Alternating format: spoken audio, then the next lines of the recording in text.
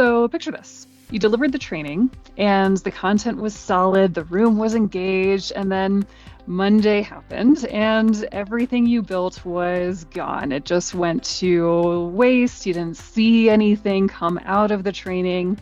Today, the goal of this podcast is to talk about why that happens and the conversations that are needed to stop that from I've happening. lived that. I It's know. so I it's so frustrating, right? We put all of this work into these trainings and then we're like, what happened? Yeah. Uh, the thing is, the great training, it doesn't fail in the room, right? We are able to deliver these fantastic conversations, these fantastic activities. A lot of times where great training fails is in those conversations that never happened. Would you agree, Charles? I would. Yeah, we've got to have some conversations pre-training, and we're going to talk in this podcast about how to do that and who with. Mhm. So welcome everyone to the Let's Skill Up Trainer Table. I'm Karie Alvaron, joined by my partner in crime, Charles Bellingham. We're the co-founders of Let's Skill Up, and we do these trainer table conversations to see how we can upskill our own training to make sure that skills transfer to actual impact. Yeah, here's a great thought line. A great training doesn't fail in the room necessarily. It fails in the conversations that never happened. So we're going to give you an opportunity to examine a couple of conversations that most trainers are never told to have, but are essential to have training return the investment in time and capital for the participants. Exactly. So let's think about framing the problem. Charles, how would you frame the problem that we all tend to have as trainers? Yeah, so most trainers, are set up to be, in one of our prior podcasts, we talk about it, order takers. In other words, they're told to go do this training with this content for this group. But someone designs the program. Someone else owns the business relationship. The trainer's handed the materials and here's the room. That's kind of a broken model. It's not complete because the trainer's the one with the most direct line to the learner and the outcomes of the training. And they're almost never in the room for the conversation that shape whether the training lands as it's intended. I can think about many trainings where this has happened, but one in particular where I was in the middle of the session and I realized this is not what the audience needs. The design was different from the actual needs that we were uncovering as we went throughout the session. And I had to pivot. I had to say, what is it that will truly make the most of our time here? What are the desired outcomes that we want to achieve with our time? And it was because we didn't have these two critical conversations. One happens before we get into the training room, right before we facilitate. It happens with the designer to say, what are the needs that we're trying to address? And then the other happens with the manager to make sure that what we do in the training room actually translates to the real world. Without that manager context and the manager buy-in, then that translation oftentimes drops. So when we think about those two conversations, if we boil it down into some concise concepts, Charles, what would you say those two concise conversations are? Yeah, it's important we have these conversations. And trainers don't necessarily design, and designers don't necessarily train. That's why the conversation is so essential. Because the designer was asked to build the program in a certain way by stakeholders who are telling the designer, here's what we need. And so the trainer needs to know what the designer was trying to achieve from the stakeholders' feedback and make some trade-offs. And what are those trade-offs that we're talking about? So the designer has a certain amount of time to work with to create an outcome. But since the designer is not a trainer, the designer might be more inclined to design a workshop that is not as conversational or interactive, where there's a trainer knows in order for the training to transfer, it's got to be that way. So the trainer has to know why, and the designer needs to know how it can really be delivered in the most effective way. So that conversation is a back and forth, but it's an essential one to have before the trainer even walks into the the training room, and the other one's with the manager. And there are really two opportunities here. One is you can meet with the managers before and get a sense of who's in the room and what the outcomes are intended to be. And then after the training with the manager to sustain it, to make sure that there's conversations that support what happened in the training room so that it can be standardized as behaviors and skills improvement going forward. The trainer's the connective tissue between design and reality. And nobody hands you the glue. So you've got to create the glue with the conversations. Exactly. I can think of a few very specific stories that can help us to double click into these concepts. One, there was this one training that I delivered that was Agile 101. And it was the typical no conversation around the design beforehand, no conversation with the managers beforehand. And so what happened in this training was it was really great, actually. It was going through Agile methodology. It was building and practicing the skill set for participants to adopt Agile concepts into their work. And then when I followed up with participants afterwards, they said, Karie, the training was great. I learned so much. I know how to do all these things. I can actually do all these things. But in my real day-to-day, I don't have the space to do it. The work that I do is not set up in an Agile way. And so I can't experiment. I can't do all of these Agile concepts that we talked about. So we decided to flip the script. The next time, for the next iteration of this, I worked with the CTO and said, all right, we know Agile is a critical skill for the entire organization, especially for your organization. So what does that look like? And brought in the designer into that conversation. And together, we then built what Agile Lab needed to look like. Not Agile 101, but Agile Lab. From there, we started to bring in the managers. And we said, all right, where are the opportunities within real work that we can reframe the real work that is happening, the real projects, and how those projects are being created, being delivered in an Agile way.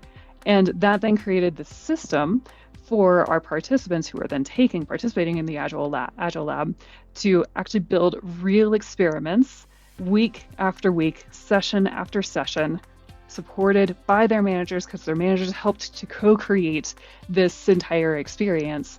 And we were actually able to drive results from those experiments from that Agile Lab because all three of those pieces were united. So it's a real partnership between you and the manager mm-hmm. To set up this sort of, when it's a time-phased thing like this over time, to set up the reinforcement, to set up the conversations that could occur after the training or before. And so as a trainer, it makes it easier for you exactly to execute on it. Exactly. The key is it's in a lot of these situations, it's not a training problem, right? It's a handoff problem. How do we hand off that discovery to the trainer, from the trainer to the manager to drive that sustainment and that ultimate behavior shift? Yeah. So let's talk about both of those conversations. What are some key things that we need to keep in mind as trainers to make sure that we have effective conversations with the designer and with the manager? Where would you start? Yeah, take good notes. When you're talking to the designer, make sure that you really ask the right, deep, driving questions that help you understand what the design was. And be a partner with the designer, because oftentimes the designer is so focused on content delivery, they may not be as focused on activities and engagement opportunities, because we know as trainers, we don't tell, we ask.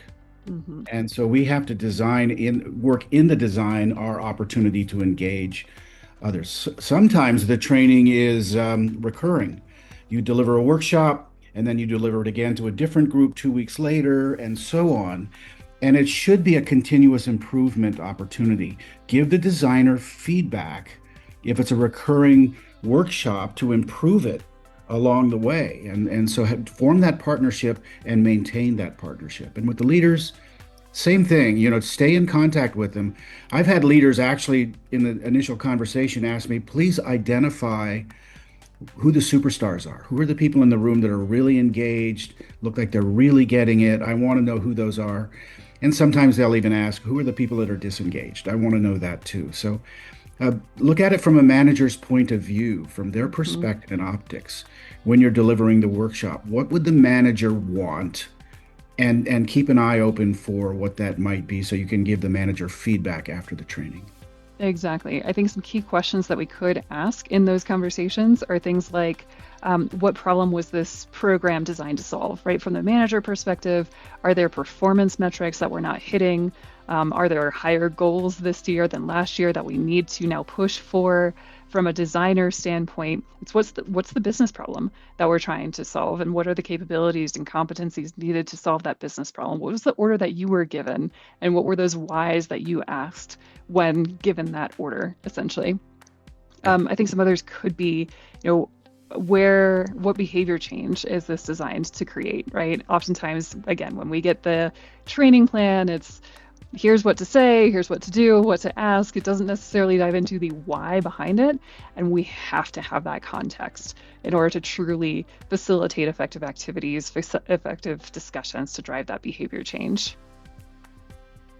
What else would you And say, Charles? What are when some you're working of with your when go-to you're working with the questions? designers, also, understand that in a design, a successful design concept, at the very beginning of the workshop, at the beginning of each module, you're motivating people to want to learn this, why they Hmm. need it. Let them know what's in it for them and repeat that, well, at the beginning of every module. And so the designer should be well aware that it's a motivational thing at the beginning and then a content delivery and with activities and engagement throughout. Exactly. I think another helpful question to ask in both of these conversations is, what does success look like in the room? And then what does success look like 2 weeks after, 3 months after, 6 months after, right? What should we see? What are we aiming towards? And with that goal in mind, then that helps us to have the right context to drive the conversations in the training room. Right. Yeah, one of the things that I oftentimes like is when, managers really send out a good thing at the beginning of the training that gives people very clear expectations of why they're there and how they're going to be supported. And you as a trainer should encourage the managers to communicate at that level with their people so they know that there's leadership standing behind the training and they have expectations for what the training will deliver. Or we could even have the manager maybe jump into the training right at the beginning. Instead of having us open it, let's have the manager open it. Or if we have the CTO and the partnership with the CTO, have the CTO open it, right? I love that. Help Yeah. to really establish the why behind it. Why is it important to the business? Why is it important to the participants to be there? And then on the back end, in partnering with the managers, we have to set them up for success, right, to drive that sustainment. So some things that we could do here are um, creating a one page or one paragraph, maybe summary of what happened in the session so that managers are aware and they can bring that into their one on ones. They can bring that into their coaching. Maybe we could provide even questions to give the managers to bring into their one on ones to help to encourage that sustainment after the training. Yeah, I love the quote, managers don't drop the ball because they don't care. They drop it because nobody told them they were holding one. Mhm. Exactly. Yeah. Exactly. We have to make So, sure that they're aware yeah, of that's their right. responsibilities when it comes to training, if we want to call it that, or skill development, right? We have to make sure that they actually know that they're holding a ball. Yeah, here's a best practice for a trainer is set up an Outlook invite to the manager after the post training, before the training starts. We're going to actually have a conversation about this at the end. It holds you both accountable for doing it. Hmm. Completely agree. Yeah. So, if we were to boil this down to three takeaways, I think one takeaway definitely is that remember that the trainer is that connective tissue, right, between the design and the real world impact. And the key is for us to make sure that we're having those conversations. And if they're not happening, then it's up to us to make sure that they happen. What else would you say, Charles? Yeah, you got to establish your credibility in the front of the room because people expect you to know the content and know why the content was created and what's in it for them and be able to express that in a clear, concise, and persuasive way. So it's important for you to have that designer conversation to establish that kind of credibility for yourself. Is there Hmm. anything else? Yeah, I would say we have to remember that that manager conversation is where that behavior change truly happens, right? If it stays in just the training event, then we're not going to see that long-term behavior change, that habit shift, the ultimate impact that we are trying to create through all this hard work and this great work that we're doing as trainers. Yep, so good. Partnership, trainer, manager, designer. Exactly. Well, let's To, close this out. Yeah. yeah. So you can run a So, perfect session and still have nothing change. The work that makes the training stick happens in the conversations most training most trainers never have. So start having those conversations. yes. So, to think about next steps, what we would encourage everyone is pick a program that you're facilitating in the next 30 days and block 20 minutes, just 20 minutes, to talk to the designer, 10 minutes to brief the manager before participants start that session, before they get out of the training, and see what happens, right? Take this as an experiment. See if anything changes in how participants then adopt that behavior. Thanks everyone for joining us for this Let's Skill Up trainer table. If this hits close to home, share it with other trainer friends and let us know what else you're looking to learn, what other pain points you're experiencing. Charles and I have had many in our careers that we can speak to, but we want to know from you as well. So drop comments and reach out to us on letskillup.com where we'll continue the conversation. See you all And next time. don't forget to download our free Train the Trainer playbook at letskillup.com. It's a great resource for all of you. Tons of great tips and resources in there. All right, everyone, until next time.